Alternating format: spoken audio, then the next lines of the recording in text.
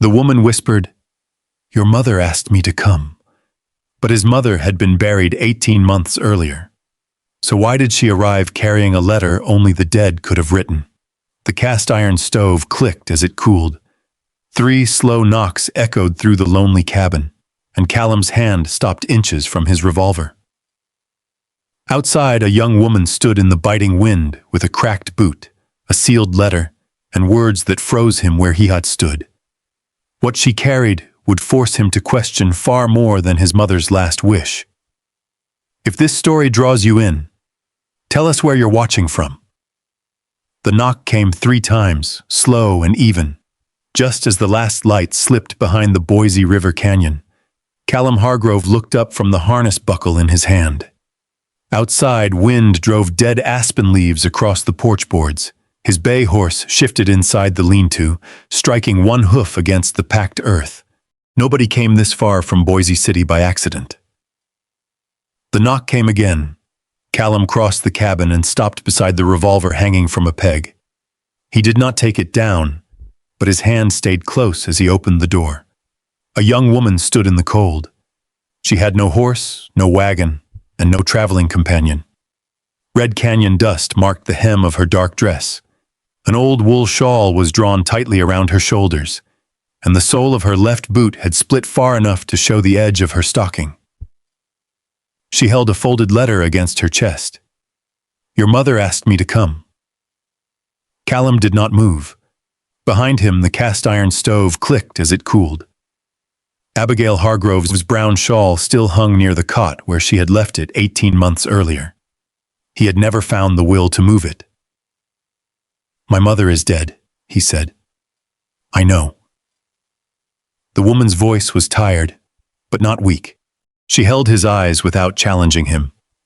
"My name is Clara Dutton." The name struck deeper than the cold. 7 years earlier, after an ambush near Dry Creek Crossing, Callum had fallen from his saddle with an arrow wound through his shoulder. Edmund Dutton had found him half-conscious in the rain, lifted him onto a mule and carried him 8 miles through darkness.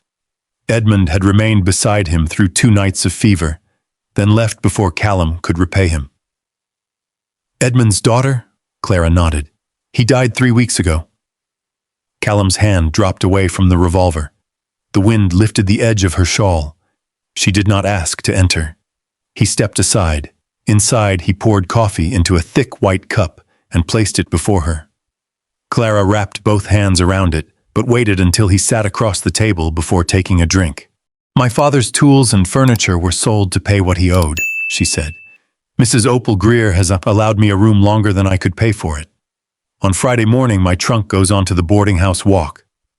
Callum glanced toward her damaged boot. "I can pay Mrs. Greer." Clara set the cup down carefully. "I did not come to be kept." The words carried no anger. That made them harder to dismiss. She told him what she could do. Keep accounts, copy legal papers, preserve food, sew, bargain with merchants who changed prices when they thought no one was watching. She had managed Edmund's household through 3 territories and kept his debts written to the last cent. Then she held out the letter. Blue wax sealed the fold. Pressed into it was the small flower mark Abigail had used on every personal note she ever sent him. Callum broke the seal. "Callum, when Clara Dutton comes to your door, let her inside. Do not shame her with charity. She has more use for honest work than comfort, and you have more need of her judgment than you understand. Before winter closes the canyon, show her the creek ledger. Trust what she notices. Mother." He read the last lines twice. "What creek ledger?" Clara asked. "I don't know." For the first time, uncertainty crossed her face. They opened Abigail's old trunk beside the wall. Inside were dresses smelling faintly of cedar, a small Bible, 2 letters from Edmund, a survey receipt with one corner torn away, and a dried blue flower pressed inside a handkerchief. There was no ledger. One of Edmund's letters mentioned northern water figures. Its final page was missing. Callum spread his ranch books across the table. Clara studied them while the daylight faded. She ran one finger down the water payments and stopped. You paid this assessment 3 times. I paid what they sent. The same amount, the same parcel, 3 different years. The receipts had been collected through a man tied to the Boise River Cattle Association. Callum offered her paid work and shelter until spring. Clara looked toward the empty road outside and quietly told him what Boise City would say about an unmarried black woman living alone with a feared cowboy. Rumors could strip her of wages, standing, and any protection a spoken promise offered. Callum stared at the lamp flame. Then he said, "We could marry before Judge Crane." Clara's eyes narrowed slightly. He laid out the terms. Her own sleeping space. Nothing expected of her. Written wages, a share of ranch profits, a horse and supplies if she chose to leave in spring. "If anything changes," he said, "we both agree to it." Clara looked down at the receipts again. Before answering, she crossed to the window. A rider sat motionless on the northern ridge. Callum recognized the gray horse. It belonged to the Hatch operation. Dorothea Hatch had tried 3 times to buy his land because his creek was the only dependable winter water between her northern pasture and the Boise River. Callum stepped onto the porch with his rifle. The rider turned away. That night, after Callum hung a curtain to give Clara privacy, she returned to the oldest water receipt. In the margin, nearly erased by time, she found Abigail's handwriting. "Ask Edmund where they moved the stone." Clara read it twice, then held the paper closer to the lamp. Callum stood at the stove, adding split pine to the fire. "My mother's hand?" "Yes." He crossed the room and studied the note over her shoulder. The nearness made Clara still for half a breath, though he seemed not to notice. "Edmund never spoke of a stone to me," Callum said. "He may have intended to." The missing final page of Edmund's letter lay between them like a closed door. Thursday morning came hard and silver. A skin of ice covered the water trough, and the wagon seat cracked under Callum's glove when he brushed away the frost. Inside, he shaved with cold water and used the flat of his hunting knife as a mirror. The dark wool shirt he wore had been chosen by Abigail years before. One cuff was slightly frayed. Clara stepped from behind the curtain in her mother's gray-green dress. Pearl buttons ran to her throat. The dress had been pressed carefully, but the split in her left boot remained visible beneath the hem. Callum looked at her longer than he meant to. "You look well," he said. "You look uncomfortable." The corner of her mouth almost lifted. The road into Boise City followed the river through red banks and cottonwoods, stripped nearly bare.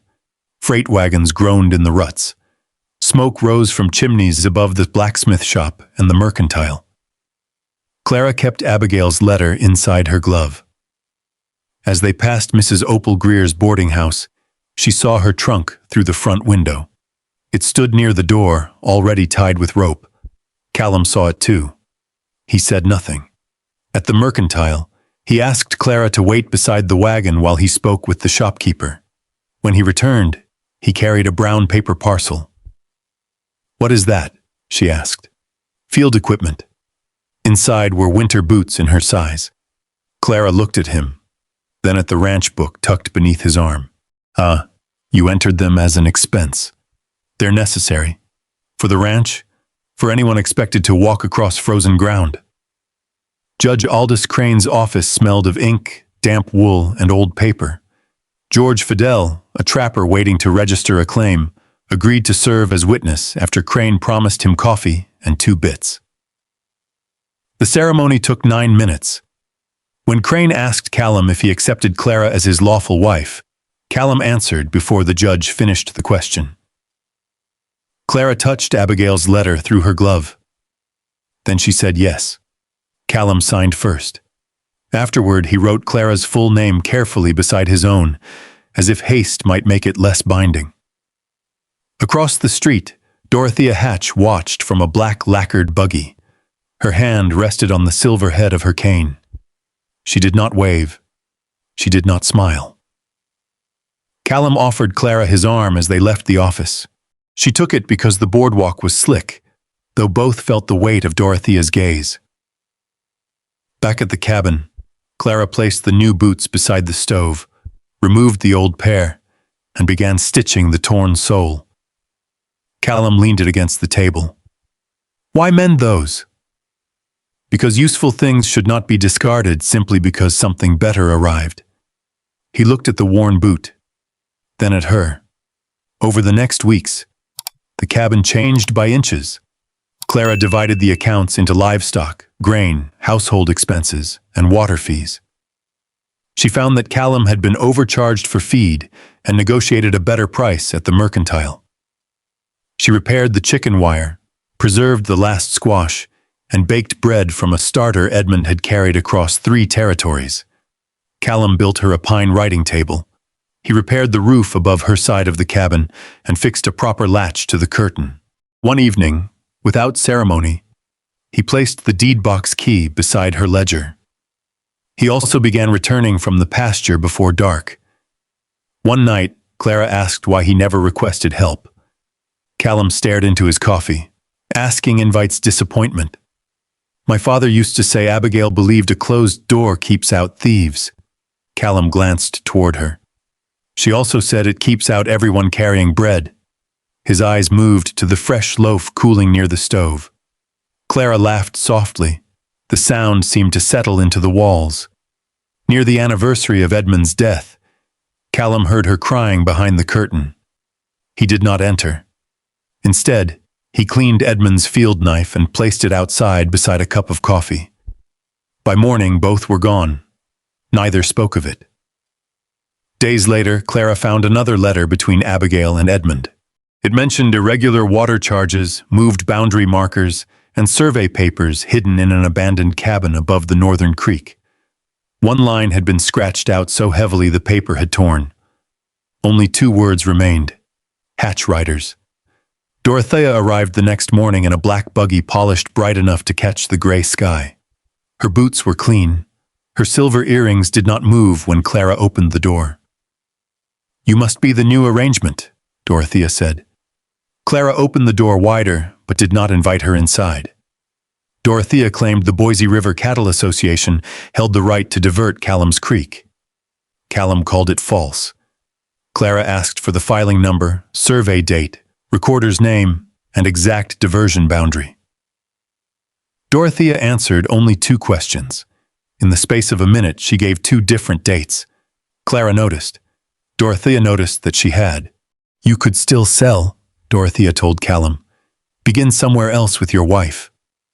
The road to Boise freezes hard after dark, Mrs. Hatch, Clara said.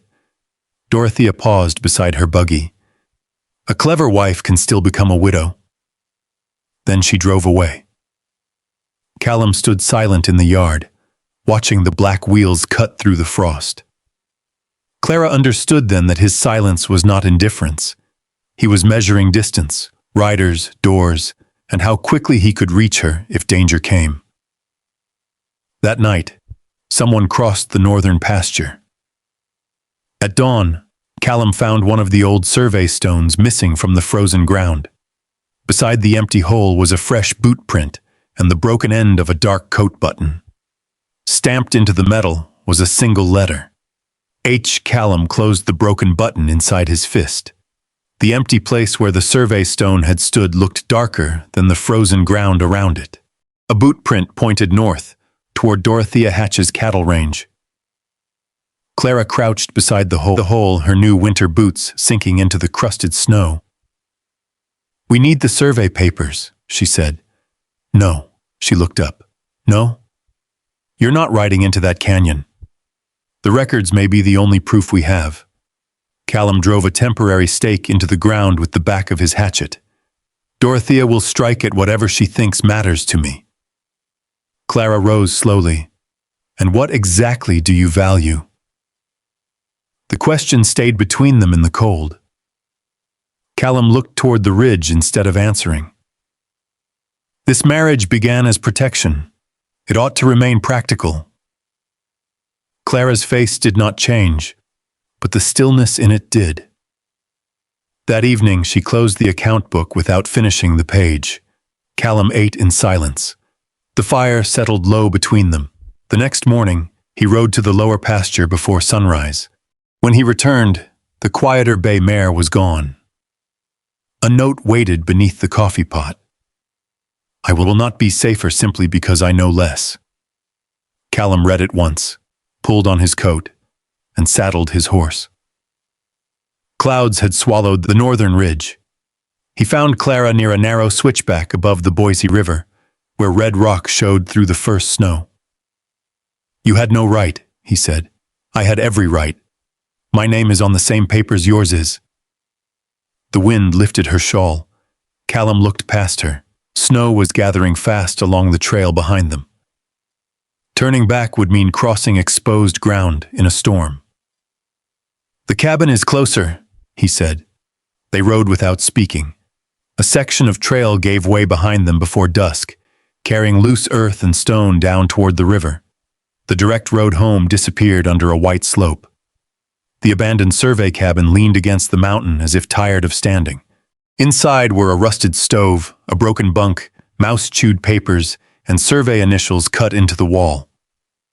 Someone had searched it. A shelf hung crooked. Dust had been swept from one corner recently. Clara's gloves were soaked through. Callum took them from her and placed them near the stove, then handed her his spare pair. She accepted them without thanks, though her fingers lingered against his palm. They ate hard bread and dried beef while snow hissed against the roof. Coffee boiled in a blackened pot. After a long silence, Clara asked, "Why do you never speak of Abigail?" Callum stared into the stove. "She took sick while I was repairing a crossing washed out by rain. By the time I came home, Mrs. Greer had already closed her eyes. The room went quiet except for the horses shifting beneath the lean-to." Clara looked down at Edmund's field knife in her lap. "After my mother died, Father kept moving us. Every time I unpacked, another roof disappeared." Callum turned toward the frost gathering along the window frame. "Not this one." Their shoulders touched. Neither moved away. Later, while examining the crooked shelf, Clara found shallow marks beneath it. She worked Edmund's knife into the seam and pried loose a narrow strip of wood. Folded papers lay behind it. The survey notes showed that Callum's Creek had belonged fully to the Hargrove parcel before Gerald Hatch bought the neighboring ranch. 3 stones marked the original boundary. The Boise River Cattle Association held no separate right to divert the water. But the last page had been cut away. The surveyor's seal and final coordinates were gone. Outside, Callum found a recent horseshoe print, tobacco ash beneath the eave, and a strip of burlap stamped with the Hatch feed mark. Someone had reached the cabin first. They returned by a longer trail after the storm broke. At an icy wash, Clara's horse stumbled. Callum caught her around the waist and held her until the mare found its footing. His hand remained there a moment too long. That night, Clara found an extra blanket outside her curtain. 3 weeks passed. Feed merchants in Boise City began refusing Callum credit. 2 neighboring ranchers moved their cattle away from his creek. The mercantile owner finally admitted Dorothea had warned everyone that Hargrove water would soon belong to her. Clara wrote a letter to the Territorial Land Commissioner. Callum signed it without changing a word. Before dawn the following Monday, he woke to the sharp smell of kerosene. Orange light moved across the cabin wall. The barn. They ran outside. Flames raced along the east wall, curling beneath the roof. Callum seized the pump handle, while Clara ran toward the lean-to and pulled open the first stall. A burning beam fell behind her. "Clara!" Callum crossed through smoke and sparks, caught her arm, and dragged her past the fallen timber. She tore free only long enough to wrap wet cloth over her mouth. "There's another horse." Before he could stop her, she went back. George Fidel and 2 ranch hands came running from the road and joined the bucket line. The east wall collapsed moments after Clara led the second horse clear. By sunrise, most of the winter hay was gone. Ash settled over the snow like black dust. Callum's sleeve was dark where a nail had torn his arm. Clara sat on an overturned trough, Her palms reddened from rope and frozen iron. He placed his coat around her shoulders. She began binding his arm, but her hands shook. Callum covered one of them with his own. Neither spoke. At the burned wall, Sheriff Thomas Ridley found kerosene in the snow, tracks heading north, a damaged canteen stamped with an H, and torn dark cloth matching the broken button. "Roy Burrell," Ridley said. "Looks like his work." "Can you prove Dorothea paid him?" Clara asked. Ridley's silence answered. Roy had disappeared. Before the sheriff could mount, a rider came hard up the road carrying a folded notice from the Boise Land Office. Dorothea Hatch had petitioned for temporary control of the creek, claiming the Hargrove Ranch was unsafe, insolvent, and unfit to maintain a lawful waterway. The hearing was set for 10 days. Behind Clara, smoke still rose from the ruined barn. By noon, Dorothea's petition had reached every place in Boise City where men gathered over coffee, whiskey, or feed prices. The Continental Saloon repeated it first, then the blacksmith shop, then Mrs. Greer's dining room. Callum Hargrove had let his ranch fall into ruin. His creek threatened neighboring land. His marriage had been arranged to hide property from lawful claim. Clara heard the words at the mercantile while measuring flour into a sack. Dorothea stood near the counter in a dark traveling coat, one gloved hand resting on her cane. "Will you sell the ranch after your husband is jailed?" she asked softly. The room went still. Clara folded the top of the flour sack. "You have mistaken rumor for judgment. And you have mistaken a few columns of figures for ownership." The door opened behind them. Callum stepped inside with snow on his shoulders. He looked from Dorothea to Clara, then crossed the room and stood beside his wife. "She did not come for my land," he said. "She is the reason I still have any." Dorothea's mouth tightened. "You would let a desperate stranger speak for generations of property law?" "My wife speaks for herself." Callum's voice never rose. That quiet answer followed them all the way home. For the next 2 days, Clara built their case at the pine writing table. The old deed, water receipts, Abigail's letters, Edmund's map, the incomplete survey pages, a list of merchants pressured by the Hatch operation. She wrote to the Territorial Land Commissioner, though the reply could not arrive before the hearing. The sealed survey page was still missing. Callum spent those same days riding between the lower pasture, the damaged barn, and Boise City. He said little about where he went. On the third evening, Clara opened Abigail's Bible and found an envelope tucked beside the trunk. Her name was written across it. Inside were papers prepared by Judge Crane's clerk. A statement confirming her wages, ownership of 1 horse, the remaining household cash, a travel letter for Oregon, instructions protecting her from Callum's debts if Dorothea took the ranch. Callum entered carrying kindling. He stopped when he saw the papers in her hands. "You were meant to have those if we lost." "If we lost?" "I won't let Dorothea leave you with nothing." Clara laid the travel letter on the table. "Why does every plan you make end with me somewhere else?" "It is protection." "No. It is departure written neatly enough to look kind." Callum set the wood down. "I am preparing for the worst." Clara's voice softened, which made the question cut deeper. "You keep preparing for me to leave. Have you ever once prepared for me to stay?" Callum opened his mouth. Nothing came. The pause became its own answer. Clara packed her mother's dress, Edmund's knife, Abigail's first letter, 1 change of clothing, and the account notebook she had made. She did not take the new boots off. She did not remove her name from the ranch ledger. "I will be at the hearing," she said, "but tonight I need a room where my presence is not part of anyone's debt." Callum drove her to Mrs. Greer's boarding house through falling sleet. He watched her carry the small bag inside. The door closed. He remained in the wagon until the lamp appeared in the upstairs window. Back at the ranch, the cabin felt larger and emptier than it had before she came. Callum poured coffee into 2 cups by habit. He stared at Clara's cup, then carried it to the table anyway. The bread box held only the heel of her last loaf. Wind stirred the curtain around her sleeping space. Her writing table was bare except for a pencil shaving, and one blue thread caught in the wood. Near midnight, Callum took the travel envelope to Abigail's trunk.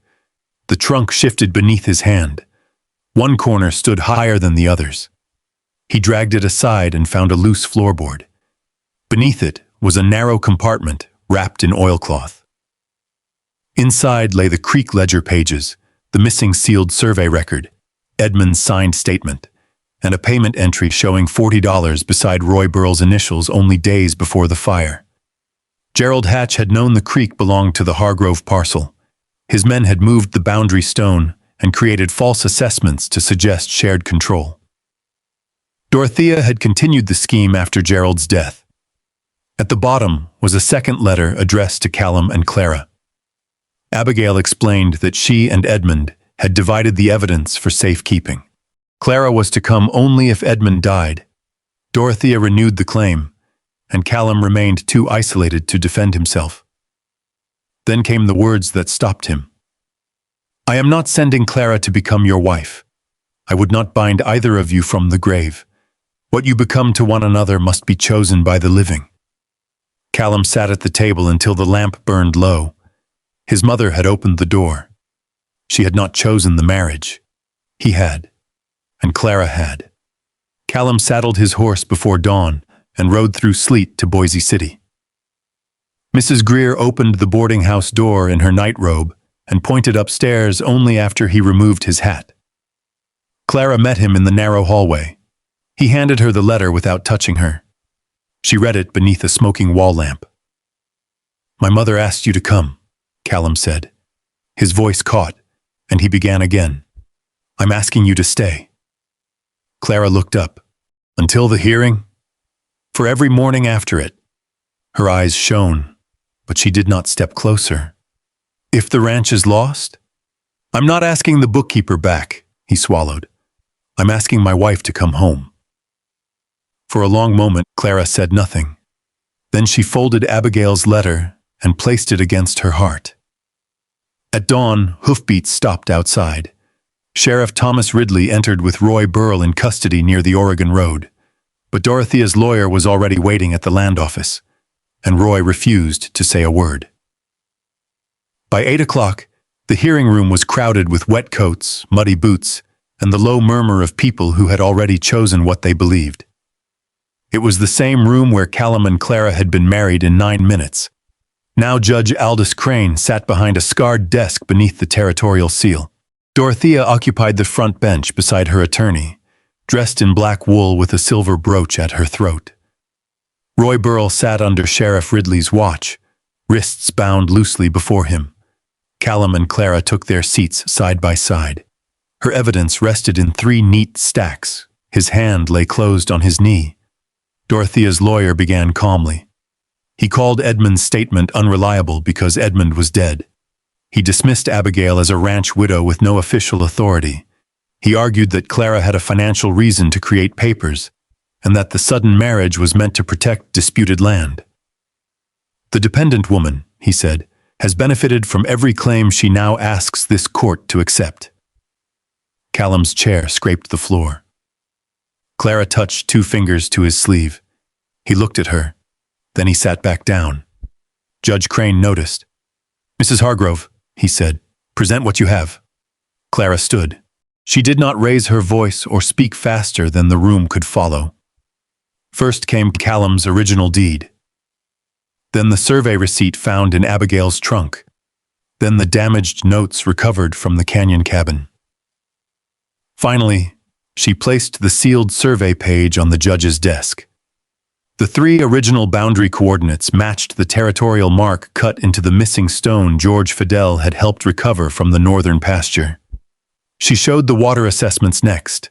Same parcel, same charge, 3 different years, none authorized by the recorded deed. Dorothea's attorney objected. Judge Crane waved him down. Clara continued with Abigail's copied entries and Edmund's signed account of seeing a Hatch employee move the stone. Then she placed Dorothea's filing beside the older records. "The survey date changes here," Clara said. "And again here." Crane looked over his spectacles. "Mrs. Hatch, which date is correct?" Dorothea answered too quickly. Her reply contradicted what she had told Clara at the ranch. The room shifted. George Fidel testified that he saw Roy riding near the Hargrove pasture on the night of the fire. Sheriff Ridley presented the canteen, torn coat fabric, and measurements of the boot tracks leading from the burned barn. Callum brought the recovered survey stone forward. Its buried side carried the original territorial mark. Dorothea remained composed. "Roy Burrell worked for you?" Judge Crane asked. "Occasionally," she said. "I dismissed him for theft." Roy turned his head toward her. Dorothea continued. "If he burned that barn, he acted alone. He drinks, he lies. He has always been a troublesome man." Roy's face changed. "Not much, just enough." He looked at Sheriff Ridley. "I want to speak." Dorothea's lawyer rose, but Crane ordered him seated. Roy admitted that Dorothea had paid him $40. He had been told to burn enough hay to force Callum to sell before winter. He had removed the boundary stone after Clara questioned the filing dates and searched the survey cabin for the hidden records. "Did Mrs. Hatch order you to harm Clara Hargrove?" Crane asked. Roy glanced toward Dorothea. She said not unless Clara found the ledger. A silence fell across the room. Dorothea stood. "That woman arrived with nothing," she said. "She married within days and now expects Boise City to call her a ranch owner." Callum started to rise. Clara stopped him again. Then she faced the room. "I arrived without property," she said. "I did not arrive without worth." She opened the household ledger. On the first page in Callum's careful handwriting were the words, "Callum Hargrove and Clara Dutton Hargrove, equal household and ranch accounts." The entry had been made before the fire, before the hidden papers, before there was anything to save but a struggling ranch and two people learning how to trust one another. Judge Crane read it twice. His ruling came before noon. The Hargrove Creek right was valid. Dorothea's diversion claim was dismissed. The northern boundary would be restored. The Hatch operation would pay for the hay and barn damage. Dorothea would face charges for fraud, intimidation, arson, and survey tampering. She left without looking at Clara. No one followed her. Outside, snow had begun falling in thin, quiet flakes. Townspeople gathered along the boardwalk. Some offered congratulations. Others stood with their hats in their hands, ashamed of things they had repeated too easily. Callum offered Clara his arm as he had after their wedding. She looked at it. Then she reached past it and took his hand. Back at the ranch, the cabin was warm but still. Clara placed Abigail's second letter on the table. "The danger has passed," she said. "My wages are protected. The ranch is safe. Your mother never asked for this marriage." Callum nodded. "No debt requires me to stay," she continued. "I know. What do you want?" He looked at her as though the answer frightened him less now. "You." Clara drew a slow breath. "I need one night to think." Callum accepted that without argument. The next morning, he found her on the porch overlooking the Red Canyon. Her trunk stood beside her. For one terrible moment, he thought she was leaving. Then he saw that the lid was open. The trunk was empty. Her dresses hung inside the cabin. Edmund's knife rested beside the stove. Abigail's letters had been placed safely in the deed box. "I have carried that trunk through 3 territories," Clara said.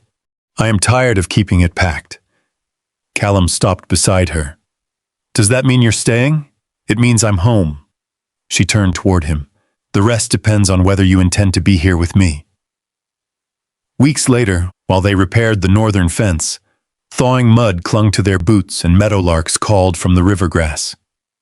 Callum set down the wire stretcher. "I loved you before I understood that was what frightened me." Clara lowered her hammer. "I began loving you in the survey cabin," she said, "when you promised the roof would stay over me. I want to hear that every day. Then keep coming home." He kissed her beside the half-mended fence, gently and without hurry, beneath the wide Idaho sky. Spring brought timber, nails, shingles, and neighbors willing to work. The barn rose again with a red ochre wall Clara said was brighter than the old one. "So were you when you arrived," Callum told her. She smiled. "You did not seem pleased." "I was wrong about both." By summer, Clara was helping neighboring families read land notices and correct unfair contracts. She kept copies of deeds in a fireproof tin box and taught women how to organize household books. Callum trained horses for smaller ranchers, opened the creek to travelers, and began returning from town with conversation instead of silence. During a dry August evening, the rebuilt barn held a supper and dance. George Fidel played the fiddle badly. Mrs. Greer brought pies. Sheriff Ridley came without his coat. Warm light spilled into the yard. Callum returned from the northern pasture at sunset and found Clara waiting on the porch. Abigail's blue wax letter had been framed beside the door. He looked down the red road where Clara had first appeared in worn boots and an old shawl. Do you ever wish you hadn't knocked?" Clara took his hand. "Your mother asked me to come." Music rose from the barn behind them. "Staying was my idea." They entered the cabin together. The door closed against the evening wind, but warm light remained in the window. Whenever I reach the end of a story like this, I find myself wondering what I would have done if I had been standing on that same porch. Would I have opened the door for a stranger carrying only an old letter and fading hope? Or would fear have spoken louder than kindness? Callum and Clara never found an easy life. They found something better.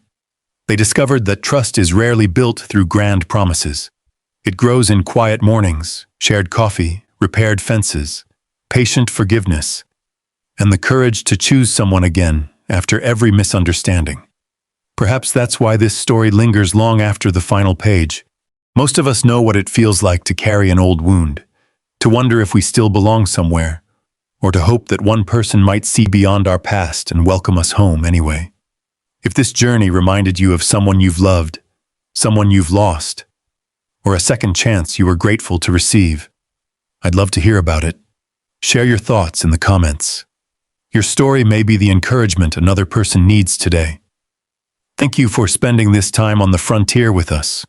If stories of enduring love, quiet courage, hidden mysteries, and hearts finding their way home speak to you, I hope you'll join us again. There are many more trails to follow, and somewhere beyond the next horizon, another unforgettable story is waiting.